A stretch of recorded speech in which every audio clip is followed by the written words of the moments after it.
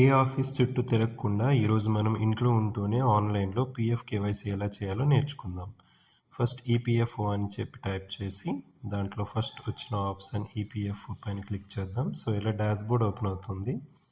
Online claim అని ఉంది కదా, దానిపైన క్లిక్ చేశాక ఇలా లోడ్ అవుతుంది. సో ఇలా లాగిన్ డాష్బోర్డ్ ఓపెన్ అవుతుంది. సో లాగిన్ డాష్బోర్డ్లో UAN number, universal account number మన దగ్గర ఉంటుంది, పిఎఫ్ నెంబర్, అది ఎంటర్ చేసి పాస్వర్డ్ని ఎంటర్ చేద్దాం.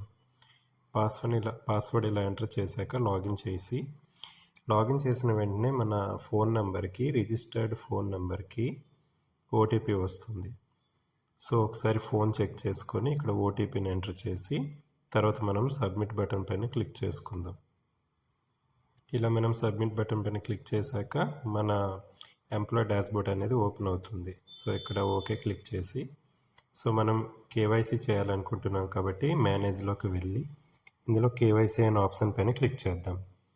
సో ఆల్రెడీ నేను నా బ్యాంక్ డీటెయిల్స్, పాన్ డీటెయిల్స్ అన్నీ అప్డేట్ చేశాను కేవైసీ. సో మీరు చేయాలనుకుంటే ఇక్కడున్న బ్యాంక్ అని చూపిస్తుంది కదా, క్లిక్ ఆన్ కేవైసీ డాక్యుమెంట్ అని.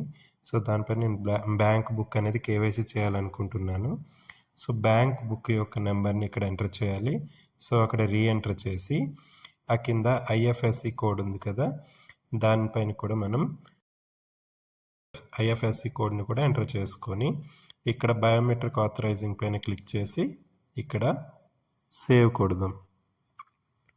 సో సేమ్ అలాగే ప్యాన్ డీటెయిల్స్ కూడా ఎంటర్ చేసి, అంటే పాన్ కార్డ్ మీద మన నేమ్ ఎలా ఉందో ఆ నేమ్ని అలా ఎంటర్ చేసి పాన్ నెంబర్ని కూడా ఎంటర్ చేసి 10 డిజిట్స్. సో బయోమెట్రిక్ ఆథరైజేషన్ మీద క్లిక్ చేస్తే మనకు ఓటీపీ వస్తుంది కన్ఫర్మేషన్ కోసం.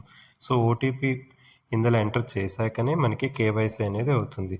సేమ్ పాస్పోర్ట్ కూడా ఇలానే పాస్పోర్ట్ తాలూకా వ్యాలిడ్ డేట్, తర్వాత పాస్పోర్ట్ నెంబర్ ఇలా చేసి బయోమెట్రిక్ ఆథరైజేషన్ మీద క్లిక్ చేసి మనకు ఓటీపీ వస్తుంది. ఓటీపీ చేశాక మనకి కన్ఫర్మేషన్ అయ్యి 1 వీక్లో మన కేవైసీ అయిందో లేదో మనకి రిజిస్టర్డ్ మొబైల్ నెంబర్కి మెసేజ్ వస్తుంది. So phone number and mail ఐడిని కూడా ఎలా లింక్ చేయాలో పీఎఫ్తో తెలుసుకోవాలనుకుంటే మన యూట్యూబ్ ఛానల్ని సబ్స్క్రైబ్ చేసుకోండి మరికొన్ని వీడియోస్ కోసం. Thank you.